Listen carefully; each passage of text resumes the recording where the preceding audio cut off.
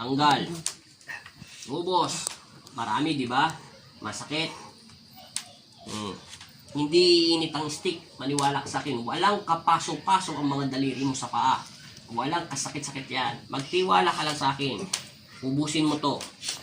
Tapon mo lahat. Buong katawan. Hindi lang ulo, hindi lang mata, siko, balikat, braso. Ang tawag yan ay spiritual. Ang kalaban natin ay palipad hangin.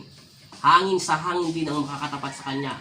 Pero ibang hangin ito. Ito ay kapayapaan ng Panginoon. Dahil hindi natin siya nakikita kung nasaan siya. Ngayon, ipinapaalam lang ng Panginoon kung sino to. Basta sinabi ko lang sa ito, isa patong patay at isang matandang babae. Meron dito isang lalaki. Di ba, umiinit pag nagsasalita ko? Ubos lahat. Itapon mo sa lupa. Wala kang ititira. Hanggang hindi mo to napapahinto, hindi tayo hihinto. Ubusin mo. Lahat. Ubusin mo lahat. Tanggal ng tanggal. Wala tayong magagawa. Ganyan kainit yan. Di ba sinabi sa'yo? Kung gaano kainit ang nilalabas ng stick o kasakit, ganun din katindi ang sakit na nararamdaman mo. Hindi lang to 6 na buwan o hindi lang to 1 buwan. Maaabot na to ng 1 taon. Di ba? Sobrang sakit. 2 kamay. May bisa yan. Buong katawan mo muna. Ubusin mo hanggang balakang. Ubusin mo lahat. Tawag yan ay spiritual. Ang kalaban natin ay palipad hangin. Sige. Mali. Ang sabi na naggamot sa'yo. Pero maraming salamat sa naggamot sa'yo. Nagtulungan kami. Maraming salamat din sa pangalawang manggagamot dito. Pangatlo ako naggagamot sa kanya. Pero sana makuha ko to. At pagbigyan kami ng Panginoon. Ito ay palipad hangin. Ito ay nilalang ng mga masasamang espiritu. Gumagamit ng mahika ng itim galing sa kadiliman. Napakasimple lang ang ginamit ko sa kanya. Ito lang. Pero napakasakit daw sa daliri. Kita mo naman pag ginagalaw ko to, sumasakit siya, di ba? Ganyan katindi pag may sapi o may sanib o anuman nilalang. Depende kung anong ilalabas nito. Pag ito ay sumobra init, sigurado mayroon taong nananakit sa loob ng katawan ng pag-aari ng Panginoong Kristo. Tanggal. Ubusin mo lahat. Wala kang ititira. Alam ko naman naririnig mo ako, tawag dyan spiritual. Kasi pagod ng katawan mo, hindi ka na pwedeng pasukan at hindi na natin pwedeng tawagin. Ibabalik natin sa kanya ng higit pa sa 3 beses ang sakit. Ubus lahat, buong katawan. Sa pangalan ng aking Ama na si Kristo, sa pangalan ni Jesus Nazareno, inuutusan ko ang lahat ng mga masasamang espiritong pumapasok sa kanyang isipan. Magsilayas kayo sa loob ng katawan niya sa pangalan ni Jesus. Tapon, ubos lahat. Wala kang gagawin kung hindi itatapon lang yan sakit mo. Labanan yan ay tawag spiritual. Sige, ubos lahat. Nagbabago mo kanya, Faye? Opo, nagwa-white tsaka nagbablog. Nagwa-white? Opo. Ang kulay niya? Tas Kasi may patay. Ito patay ito. Sige, tapon. Nagwa-white ang kulay niya? Opo. Anong kulay niya? Babae, lalaki? Wala lang, nagwa-white lang. Kailangan mapahinto mo tong stick. Tanda mo, napakanipis lang tong stick ang ginamit ko sa'yo. Isipin mo, paano sasakit to sa daliri ng isang tao kung may nakasanib? Pag wala nakasanib yan, kahit anong dasal ko dyan, di iinit yan. Konting galaw lang yan. Di ba sinabi siya, pinaliwanag ko sa'yo? Pag sumakit to na matinding-matindi, ganun din katindi ang sakit ng nararamdaman mo sa buong katawan mo. Totoo yung sinasabi mo. O yan, konti na lang. Malapit na. Umiinit na, gagaling ka na. Salamat sa Panginoong Kristo. Umiinit, di ba? Pag umiinit, gagaling ka. O, sabi doon sa kaliwang paa mo, ha? Ipirmis mo yan, umiinit yan pagka may tumatalon. Tanda mo, pakiramdaman mo rin yan. Yung bibitawan yan. Simbolo natin yan, dyan tayo nakakaraan. Dahil stick lang ginamit ko sa'yo. Tapon sa lupa, banggitin ng Panginoon sa isipan, patawarin mo ako, Panginoon. Sabi mo sa Panginoon kung sino ka. Sabi mo sa Kanya kung anong pangalan mo. Pag may bumabang lamig yan, magpasalamat ka na sa Panginoon. Gagaling ka na sa araw na ito. Ito po ay hindi ko kilala, ha. Taga Maynila lang po ito. Kami po ay nasa Pampanga. Nagpagamot lang po siya. Pero shout out pala dyan sa mga nanonood sa akin. Tsaka paki-subscribe na rin po. Tsaka paki-like na rin po. Para po sa mga iba kung gusto magpagamot. Spiritual yun, mahirap ipaliwanag ng siyensya yun. Pero magtiwala ka, marami na akong ginamot na ganyan. Meron nga akong ginagamot na may tililing talagang utak. Ang tanong ko anong pangalan, ang layo ng sagot.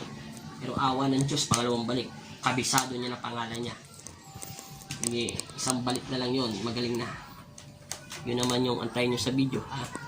Sa Lunes po yun, magaling na po siya. Pangatlong balik niya na sa Lunes. Hindi mo makaya, di ba? Pag gumagalaw yung stick. Pero tisi mo, sinabi ko sa'yo, kahit katiting sa daliri mo, walang paso. Natural, mamumula dahil umiinit yun. Pero walang galos o kalyo. Napakanipis lang po nito. Kasing nipis lang ng palito. Makinis pa sa posporo. Pero yung mukha niya, nag-iiba na po. Yung kaninang tingin ko sa kanya, mukhang duwende. Yan po ay palipad hangin. Ako na po yung pangatlong manggagamot na humawak sa kanya.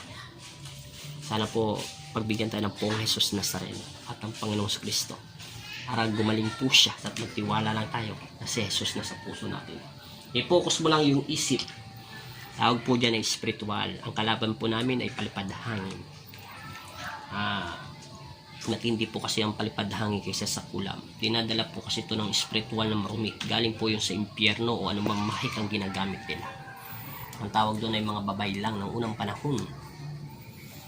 Sila yung nagdarasal sa isip. Pinokontrol nila maging baliw ang isang tao na mahirap ipaliwanag. Tapos dadalhin sa mga mental hanggang hindi na gumaling. Ang tawag dito ay para bumalik siya sa katinuan. Dahil may bumubulong daw sa kanyang isipan at hindi siya nakakatulog na maayos. Konti na lang dyan. Tis-tis lang yan, kuya. Sayang naman yung ang dami mo nang pinunta mong gagamot eh. Maraming salamat pala sa mga unang naggamot sa kanya. Hindi naman, pagpatuloy lang natin ang paggagamot natin. Huwag na kayo mawala ng pag-asa. Makukuha nyo rin yung mga ganito sakit. Ako nga, inabot ako ng 5 years o 3 years bago ko natutunan lahat ng binigay sa akin ng Panginoong Kristo at Panginoong Nazareno at ang inang Sulomito. Halimang Arturo Marbilla. Sa po ang nagturo at nagbigay sa akin ng kakayaan. Siyempre, una-una si Papa Jesus. Hinto mo. Huwag kang didilat. Itutulak ko ng mga paa mo. Sipa. Sige. Okay. Hinto. Para. Gagawin. Huwag mo gagawin yung stick, ha? Pabayaan mo lang. Pabayaan mo lang siya dyan. Huwag ka mo nang didilat. Sipa. Sige. Uminit pa ito, hindi na. Yan, huwag mong gagawin, ha? Lagyan pa kita ng cross muna. Papalitan natin yung stick. Cross na ilalagay natin. Hawakan mo to, huwag mong bibitawan. Ganyan lang, dikit mo lang. Huwag mong bibitawan. Yung kabilang kamay. Kamay. Galawin. Gagalawin. Napakasimple lang yan. Gagaling ka na yan. Okay. Pagpagampa, sabi mo in Jesus' name. Sa pangalan ni Jesus. Ama, tulungan mo ko. Patawarin mo ko sa isip, sa salita, at sa gawa. Kung ano man po nagawa kong kasalanan, humihingi ako ng kapatawaran ng buong puso at lakas ko. Naniniwala ako sa araw na ito ay maibuwasan ang sakit ko ng iyong mapagpalang kamay, Jesus Nazareno at aking Ama sa langit.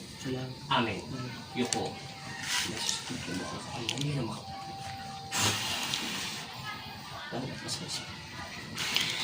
Yuko lang. Kanya lang.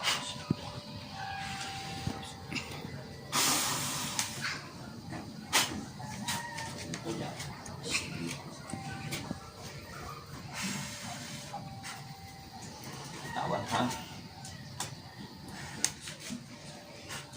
In Jesus' name. Sa pangalan ni Jesus. Tayo. Pagpag.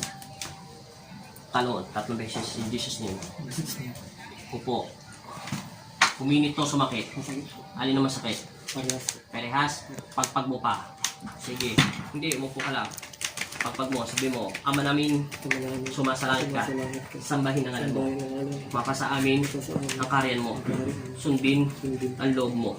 Dito sa lupa, para lang sa langit. Bigyan mo po kami ng aming kakanin sa araw-araw at patawarin mo kami at sa aming mga sala para nang pagpapatawad namin sa nagkakasala sa amin at huwag mo kami ipaintulot sa tukso at edyan mo kami sa lahat ng masama. Amen. In Jesus' name, Panginoong Jesus, Amang Nazareno, ako po sino magpakilala ka ay nananalig at nananampalataya. Aalisin niyo na po ang lahat ng naramdaman ko sakit. At tawarin niyo na ako at nagsisisi na ako ng buong puso at maglilingkod ako at mananalangin at tatawag sa iyo na walang alinlangan at isinusuko ko na ang buong sarili ko sa pangalan ni Jesus. Amen. Pagpagampa.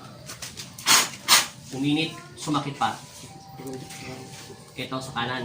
Pero ito nawala. Konti lang. Tama lang yan. Kasi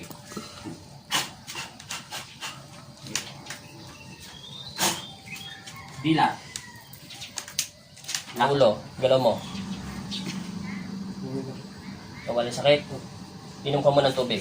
Saglit lang. Meron pa tayong tapos. Hindi pa tayong tapos.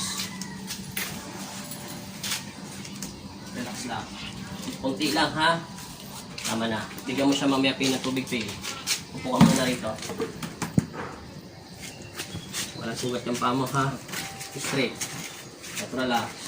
Relax lang. Hindi. Ako lang. Ganga mo lang. Ganga mo lang yung leg mo. Ako lang. Hindi yung mababali. Wag mo to. Relax lang. Relax lang. Relax lang. Nagtutunog ka na kanyang mga buto. Relax. Naglalagapa ka ng mga buto niya. Sige, relax lang. Pati tapos.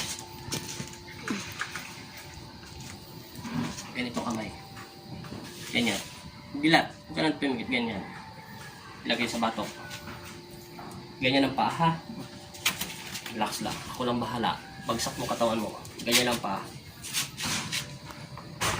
Yun, lumagatok ng mga buto mo. Tayo. Lagay ulit sa batok. Straight ang katawan. Sa spinal tayo dito. Straight lang ulo. Yan. Huwag masyadong bigatan. Lumalagatok ang mga buto niya. Buto. I-relax ka lang ng maayos. Yan ang 3 beses. Tignan mo yung paa mo. Baka sabi mo sinugatan kita. May sugat? Wala. Anong pakiramdam? Ano ang pakiramdam mo? Wala na po yung kunting Anong nawawala mo? Anong pinagbago ngayon kaysa sa una? mas magana. Yung katawan mo. Sige nga, igalaw mo. Sige, igalaw mo. Relax lang. Natural lang, relax lang. Nanghina ka? Nanghina ka? Sa biyahe na ako. Sa biyahe lang, masyado malayo. Pero napagod ka doon sa ginawa, spirit mo yun. Nakakapagod? Hindi na ako. Nakakaubos Sa biyahe lakas. Sige, pahinga ka lang muna. Anong nabawasan sa'yo sakit? Sa likod. Tsaka sa ano pa? Saka sa ulo. Sa ulo, nawala rin sakit mo. Nabawasan. Ibang manggagamot na ako, liba pangatlo. Pero salamat sa dalawang manggagamot na naggamot sa kanya, ha? Ito po'y binigyan ng himala ng Panginoon. Meron daw bumubulong sa kanya. Ngayon, salamat. Magpasalamat ka muna sa Panginoon. Madali ko lang yung nilutin ko. Pasalamat ka muna. May ganyan ka lang, umupo ka na lang. Anong nawala sa'yo ng kagalingan? Nawala po yung nabawasan po yung bulong sa Dito, tumingin ka na maayos. Yan, para maayos na. nabawasan po yung bulong sa ulo ko na kung anong espiritu, masamang espiritu. Tsaka ano pa, Saka nabawasan din yung tunog sa yung ulo mo, ay sa tenga mo. Yan. Ayan ang ginawa ng Panginoong Jesus sa mga Nazareno. Maraming salamat po. Sige,